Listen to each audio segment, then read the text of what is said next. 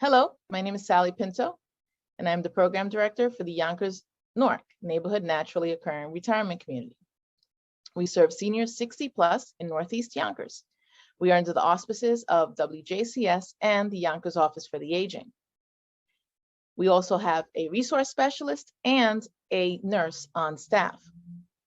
We conduct virtual programming in partnership with the Yonkers Public Library on a daily basis. Enjoy the program. Record on this computer. Action. All right.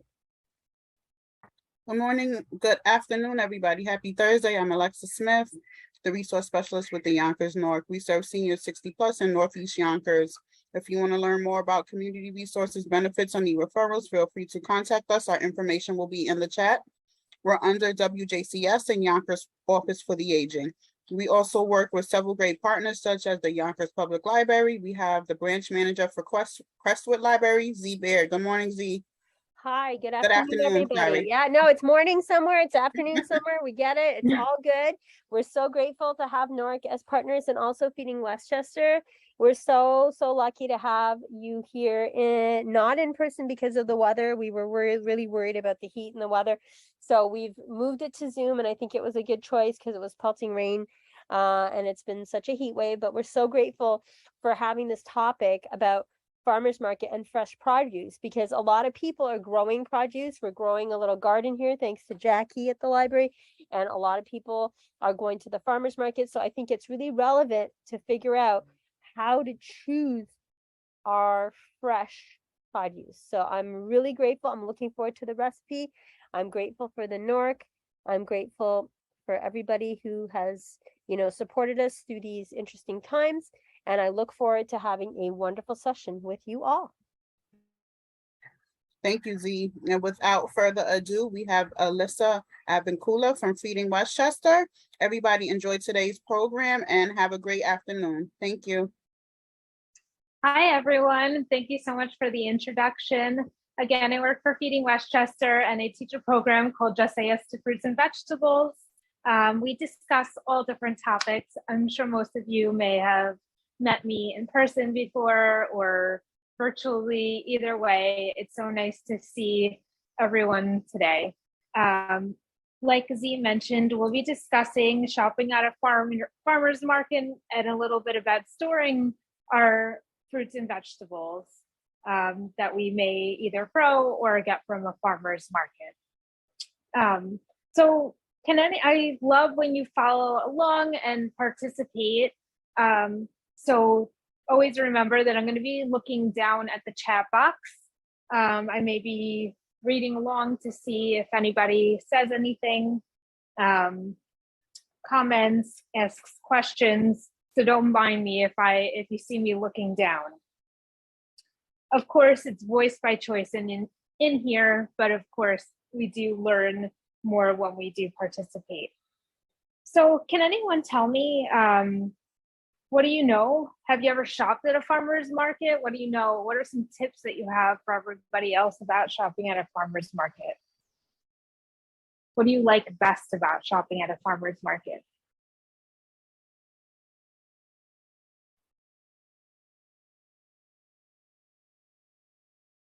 Sally wrote she loves getting the fresh fruit there.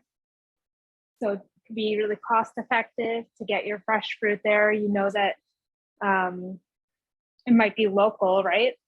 So therefore it's not only financially effective, but you're supporting local businesses, and it's also environmentally friendly. Z wrote, getting organic and supporting local business. Exactly. So it's really great for our local economy as well to support produce that's grown right around here. And so buying produce that's purchased from across the country or maybe even another country. And Gwen wrote, yeah, something that she likes is that you get the fresh fruit and vegetables. Absolutely. So I love that we're discussing farmers market at this time of year because farmers markets are open. They're usually open in New York from approximately June through November for the outdoor farmers markets. However, there are some indoor farmers markets that you can find during the winter. That being said, does anyone know of any local farmers markets that you go to that you'd like to share?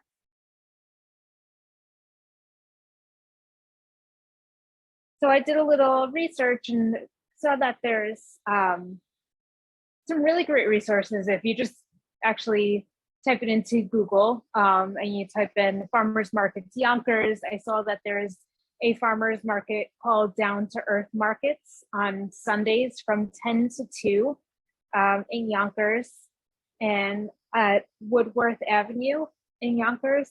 And if you'd like the address, I can type that in the chat box. There's also another one at St. John's Episcopal Church in Yonkers. But again, if you simply go onto Google and type in farmers markets in Yonkers or farmers markets near Yonkers, a host of farmers markets in Westchester County will come up. Of course, there's neighboring cities that might have farmers markets that may be even closer to you than one in Yonkers might be. Sally wrote that there's one in Tuckahoe. Yeah, so there you go. They're all over the place. And does anyone know some wonderful benefits of shopping at a farmer's market and financially? Zero, White Plains has a great one too, Pleasantville. So what I love about farmers markets, especially I know the down to earth farmers markets, actually they, for every $5, if you are a SNAP eligible participant or SNAP receiving participant, for every $5 withdrawn from your SNAP card in tokens, you actually, Fresh Connect matches $2 towards fruits and vegetables. So you actually get money by spending money at the farmer's market, and you get money toward more fruits and vegetables. So it's very cost effective in that way. And also there's farmer's market nutrition checks for WIC participants and seniors. These are also welcome at the Down to Earth farmers markets during June through November. And there's also other farmers markets that have these types of programs accepted as well.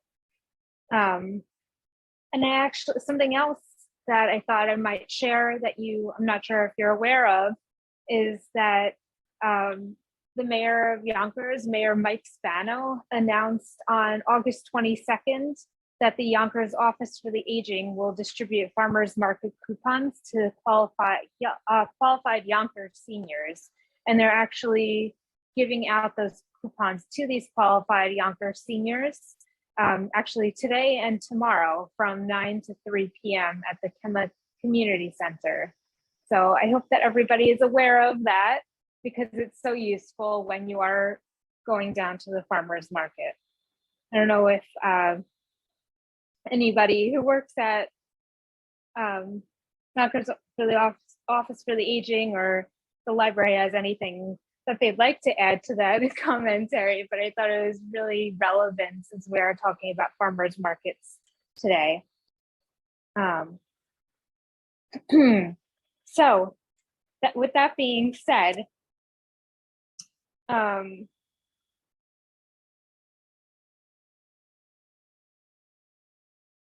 so can anyone share some of their tips for going down to the farmer's market in terms of what you might want to wear, how you might want to prepare, what you might want to bring, when you might want to go? Judy said go early. That's a great tip. Bring your own bag. So go early. Why? Probably so that you get the greatest selection, right? It's hot this time of year, so you might want to go early so to beat the heat. bring your own bag because, of course, not only is it environmentally friendly, but some of the farm stands may not have bags to give out. So Haley wrote, bring cash.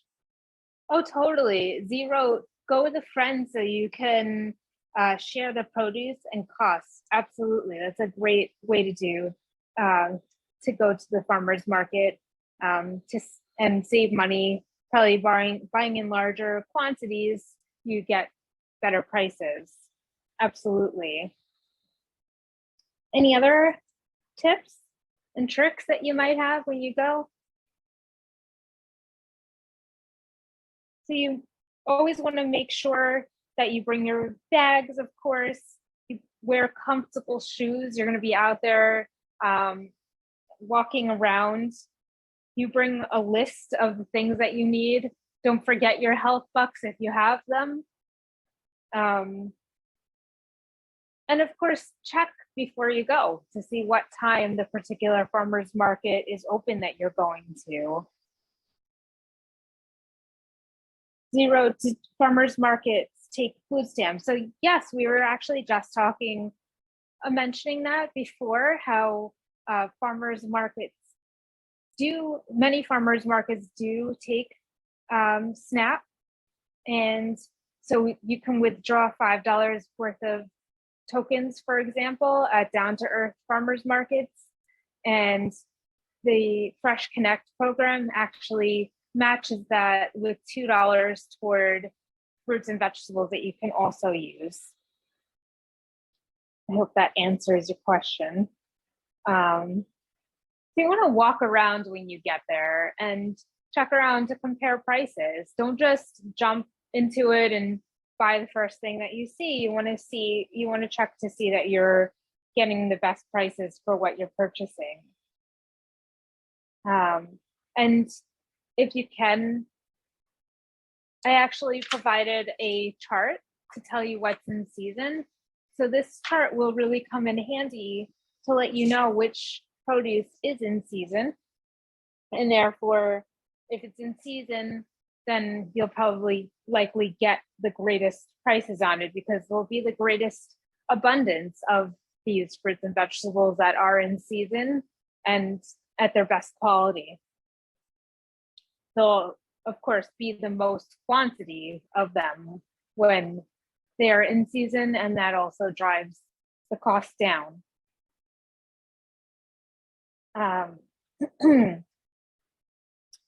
So, of course, also ask questions of the farmer. These farmers love to chat about their produce, how it's grown, where it comes from, etc. So does anyone have any questions on that aspect of the farmer's market?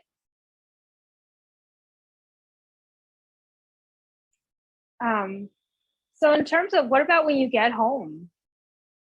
How would you go about storing your fruits and vegetables?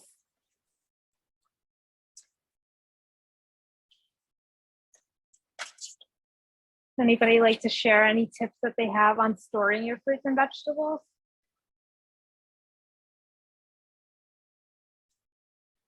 So when you're there, when you're at the farmer's market, how do you choose your fruits and vegetables in the first place? Or especially your dark leafy greens that you might purchase? You want to find greens that are crisp, that are bright, that have green leaves with no yellow or browning at the ends or of the stems. And then when you get home, in order to make sure that they stay most fresh, you want to wrap the greens, lettuce and salad greens, in a paper towel and place them in a plastic bag and seal them. What about bunched greens with stems like kale or collard greens? How would we store these so that they stay fresh the longest?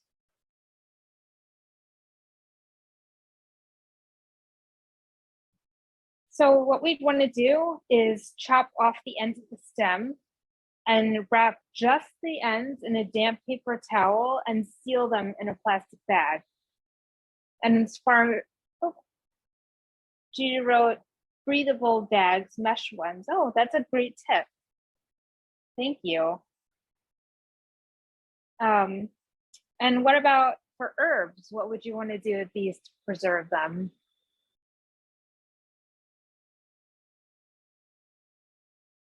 So for herbs, you don't want to rinse them. You want to wrap the entire bunch in a barely damp paper towel and place them in a bag and seal them. And then when you're ready to eat it, you place your greens in a bowl and cover it with water. And then of course, shake any greens under the water to loosen dirt, always allowing the dirt to settle. And then you gently pull out the greens and discard the water. And of course, repeat is necessary. Make sure you get rid of all that dirt before you eat it. Part of the lovely aspect of shopping at a farmer's market is that you may find a little more dirt in your produce than you might at the grocery store, but that's all part of the beautiful experience of getting the most fresh and local produce. How about storing? So we talked about storing your leafy greens that you get from the farmer's market. How about storing your fruits and vegetables to keep them fresh? Any that you might want to store in a dark, dry place? Can anyone give any examples of fruits or vegetables that you might want to store in a dark, dry place?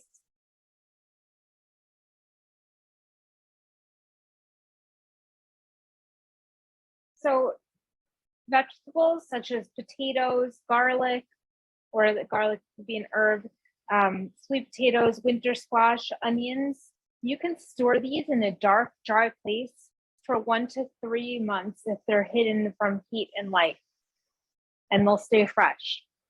So that's a really wonderful thing to remember about these particular vegetables and herbs. What about fruits that you want to let ripen on the counter?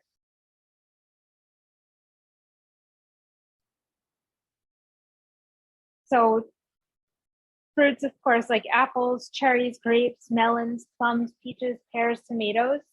You won't always let these ripen on the counter and then eat them when they're ripened, or move them to the refrigerator when they're ripe, and they're then kept fresh in the refrigerator for 3 to 10 days. Judy wrote, yeah, peaches, you want to put them in the fridge after they're ripe. Absolutely. So another items that you want to store in the refrigerator probably at all times. Can you freeze raspberries? Absolutely, Z. Thank you for that question. Yes, you can freeze raspberries. It's a really great thing to do with raspberries, especially because they do tend to get moldy pretty quickly. Freezing raspberries is a great way to avoid that happening. So items that we want to store in the refrigerator. So whole uncut fruit, such as the ones I'll be listing, can stay fresh, uncovered for 3 to 14 days. So things like zucchini, summer squash, radishes, peppers, peas, okra, mushrooms, all of these, and we'll be providing you, if you're interested, with a list of all of these items, so that you don't have to memorize it from what I'm saying right now. And last but not least, Z did mention easy ways, or something that she asked if we could freeze raspberries. And yes, there are a whole host of fruits and vegetables, of course, that we can freeze. We just have to know the best method to freeze them. So items like berries, so raspberries, blueberries, blackberries, these we can freeze right away. So we want to wash it first, and then store it in a container with a tight lid, and label your food and date it for when you freeze it. So, and then it'll be best kept for about 6 months in the freezer. So items like berries, cherries, corn cut off the cob, grapes, peaches, plums, and you want to remove the pits of these, of course. Peeled melon, winter squash. These are all items that you want to wash before you freeze them, but they can be frozen without taking any cooking measures. There are other items that you either want to blanch them or you want to cook them before freezing them. You can't always immediately freeze everything. So thank you for asking that question about the raspberries specifically. Yes, those can be frozen without cooking them or blanching them. But other items such as artichokes, asparagus, broccoli, Brussels sprouts, cauliflower, zucchini, eggplant, and there's a whole list. Again, you'll have access to this handout. You would want to blanch these items. Does anyone know how to blanch a fruit or a vegetable? Reed, family of 5, wrote, can you blend them and dice them? Absolutely, that's a great idea. And I actually see that in the supermarket a lot for packaged items. So that's a really great idea. So blend them and dice them. But again, for these particular items, you'd of course want to blanch them first. So can anyone remind us how we blanch these items? So you want to boil enough water to cover all the produce in the pot. And then, of course, you clean the produce and chop it into even-sized pieces and place the produce in boiling water for 1 to 5 minutes and boil it until it's tender. And then you just rinse it under cold water and let it cool. And you strain it and place it in a sealed container and freeze. Make sure that it's really strained well so that the items don't stick together. And then other items, you want, like I mentioned, before freezing them, you want to make sure that they're fully cooked. So things like apples, beets, beans, legumes, potatoes, sweet potatoes, tomatoes, pumpkin, radishes, and winter squash. You can cook them by baking them, sauteing them, boiling them, steaming, or poaching. And then you can freeze them.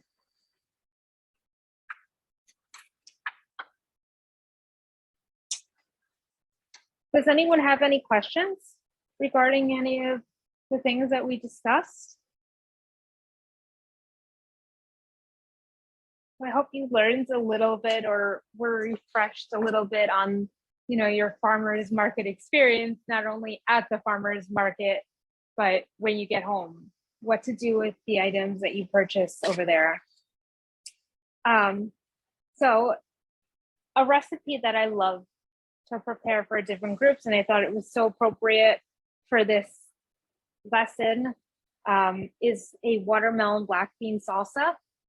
So delicious and refreshing, and we're actually going into a season where you're going to find things like, even though I've found that watermelon really tastes delicious all summer long, watermelon is actually considered most in season in New York in September and October.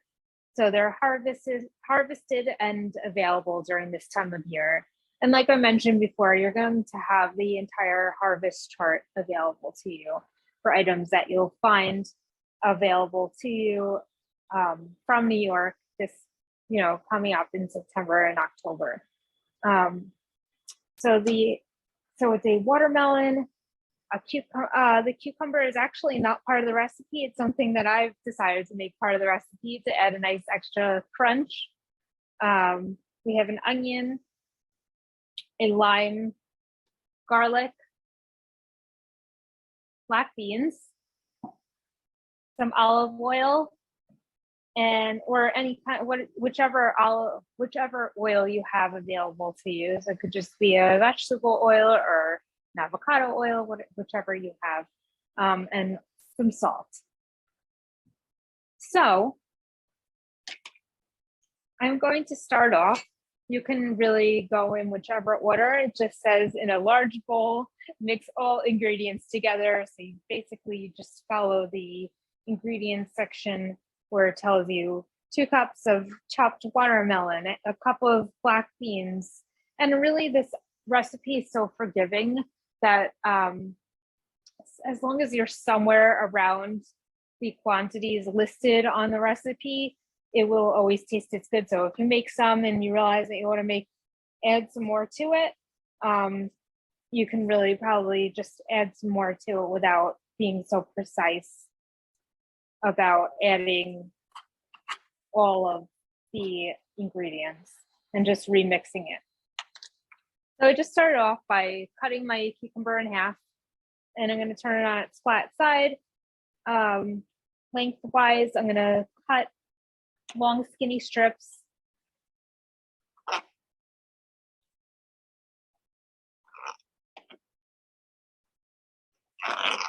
And you know, the sizing of your long skinny strips is to your liking. And I turn it the other way. And I cut going all the way across widthwise. So I get chunks that are pretty small.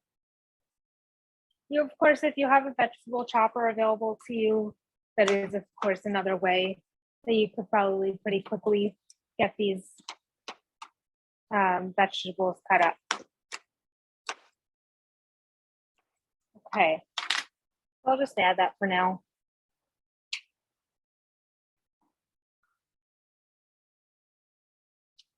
And then I'm going to add my onion. I'm going to cut about 1/4 of the onion.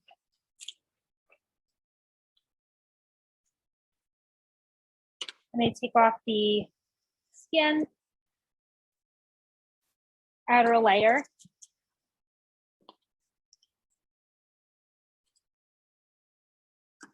For those of you who have been with me in other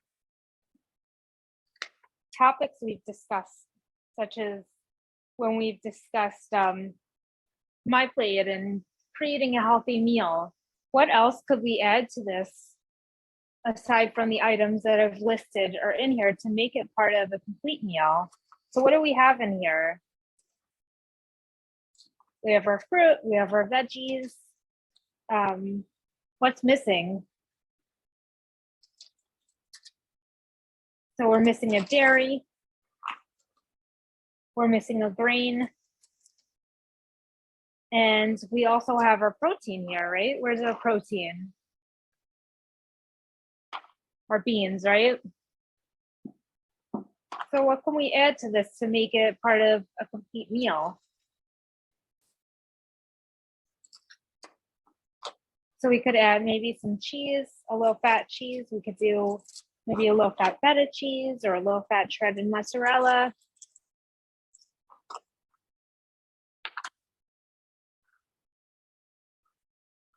I'm just adding these onions.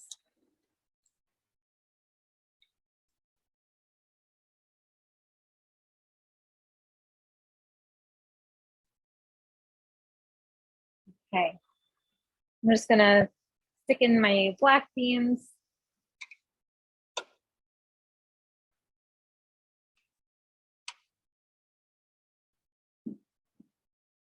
And my last couple of steps will be cutting up my lime, my watermelon, and chopping up my garlic.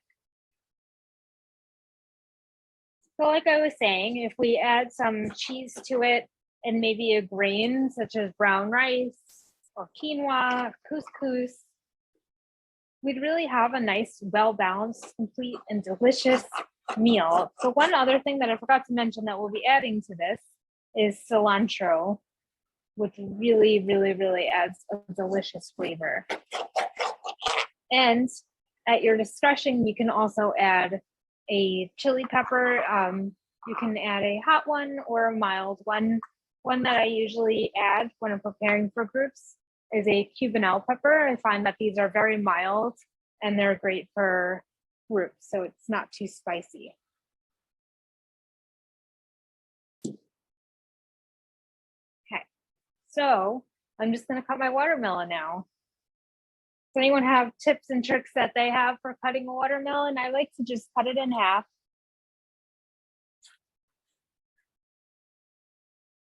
Going around.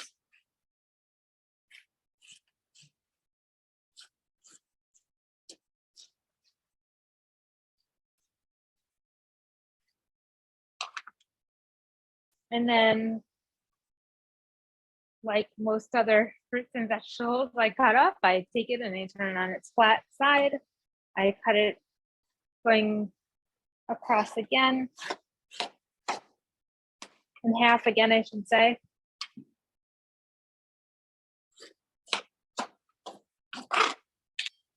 Turn it over.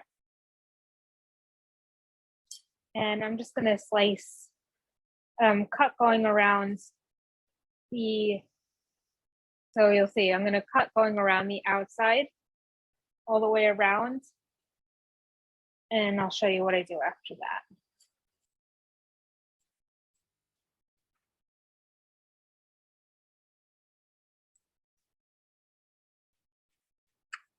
Does anyone have any questions so far? Any comments? So then now that I have this part cut, and you can see I could easily remove it just like that, I'm just gonna take it and cut it going all the way across. And then, so of course, I would insist that you hold this down on the table so that the knife doesn't slip in your hands. And then, so you hold it and turn it the opposite direction, cutting it all the way across. And you'll see that when I'm finished cutting, I'm just going to turn it over and the whole thing is just going to fall right out into the bowl. I like to keep it as simple as possible.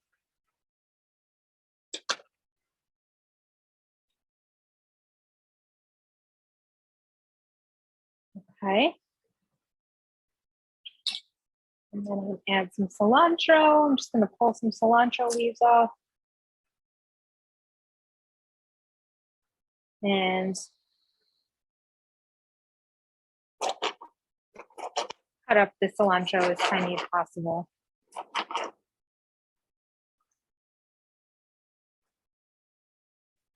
Always keep my fingers behind the knife. We don't want to cut our fingers.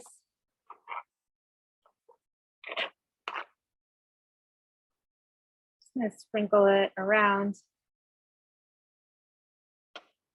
And then last couple of steps are I'm going to add my garlic.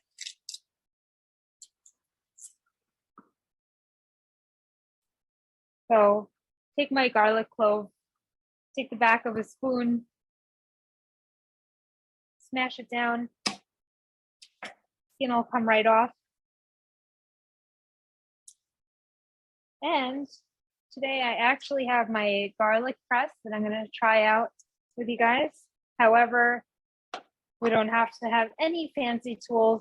We can, of course, just take the garlic and cut it going across, cut it going the other way, just like I do with all my other fruits and vegetables, and just try and cut it up nice and tiny. But if you do have this tool available to you, you can also just stick it in here and press down.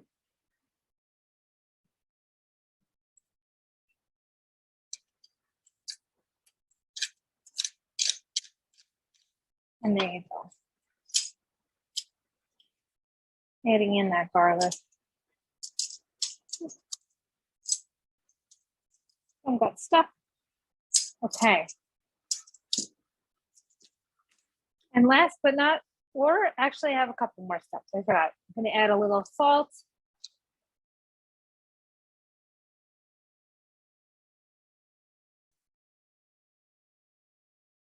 I wish that you guys could try this because everyone is a little bit uneasy about these different ingredients being combined together until they try it and they're like, wow, this is a really great combination. Everyone's always so pleasantly surprised.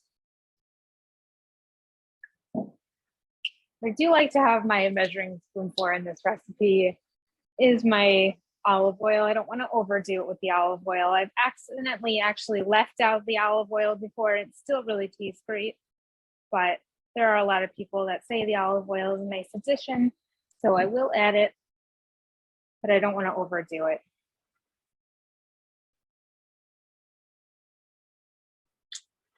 And I'm just going to squeeze in my lime juice.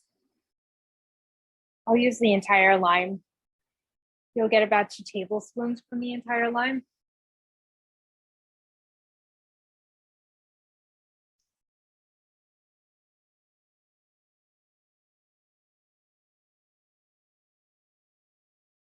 Always remember that diet and exercise is greatly complement one another. It's all part of a healthy lifestyle. So I know that many of you are very interested in maintaining a healthy lifestyle, but just always remember that these two together are what balance one another out. Just exercising is not enough on its own, and just eating a healthy diet is not enough on its own. We need to do both. Just mixing it up.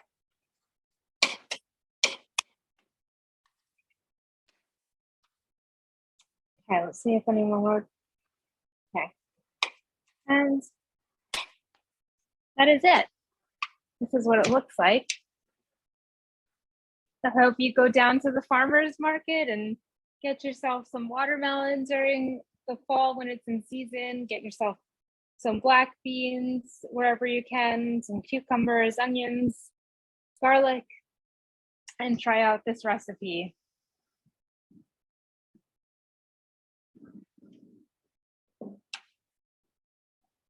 Someone wrote, oh, Glenn wrote, very healthy, looks and sounds delicious. It really, really is. I highly recommend this recipe. Absolutely. We'll always have more programs just like this one, and we'll try and bring back the in-person workshops as well. But we've been doing these virtual workshops together for at least 1.5 years on and off. We do series. So thank you for asking me that question. Does anyone else have any questions or comments?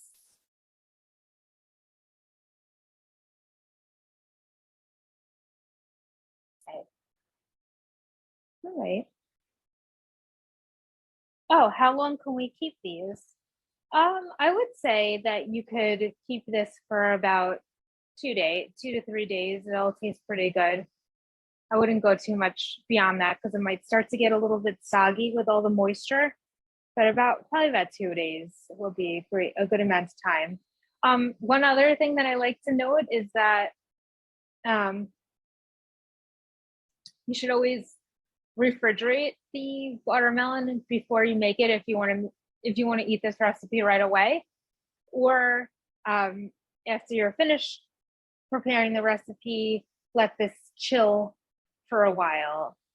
And serve it however you'd like. You can serve it as a fun dish with like some multi-grain tortilla chips. You can put it inside of a pita, put it over brown rice, serve it with chicken, fish, however you'd like. And Reed Family of 5 wrote, can you freeze it? I probably wouldn't, or I've never tried freezing it. I wouldn't really recommend it. I know with onions, you're supposed to blanch the onions before freezing them for best quality. So I probably wouldn't recommend freezing this recipe as is. Gwen wrote, can the program be virtual also? Yeah, the program, we've absolutely done virtual series as well. Absolutely. We've done like a series this past winter through spring that was, I forget if we did about, I don't know, 5 or 6 different workshops. Yep. No problem, Gwen. Z asked if I can remind everyone how to blanch. So as we discussed before, does anyone remember how we go about blanching? So as we discussed before, we just want to boil enough water to cover all the produce in the pot and make sure that all the produce is cleaned first. You want to chop it up into even pieces, and then you want to place the produce in boiling water for 1 to 5 minutes and boil until it's tender. When it's finished, you want to rinse it under cold water until it's cool. And then you want to strain it in a colander and place it in a sealed container and freeze it. And like I mentioned before, make sure it's really, all that extra moisture is gone as much as possible so that it doesn't stick together when we freeze it. Any other questions? Comments? It's been great, as always. Thank you. Thank you. We Thanks. always learn so much with you. We're really grateful for NORC and for Feeding Westchester partnership with the library. Wonderful. Me too. I'm so grateful as well. Today's workshop was like a little bit of a hybrid between 2 different lessons, but they're both focused on farmers market. So I figured, why not? Let's combine them together. One was about storing and the other one was about actually going to the farmers market. And I just kind of felt like they belonged together. So you guys got a 2 for 1 today. Hi, everyone. This is Z from Yonkers Public Library. Thanks so much to Sally Pinto and Alexis from NORC. Thank you to our community partners, WJCS, the City of Yonkers Office for the Aging, Friends of Crestwood Library, and Yonkers Public Library for making this phenomenal partnership. And we thank each and every one of you for being part of our wellness community. Be well, stay well.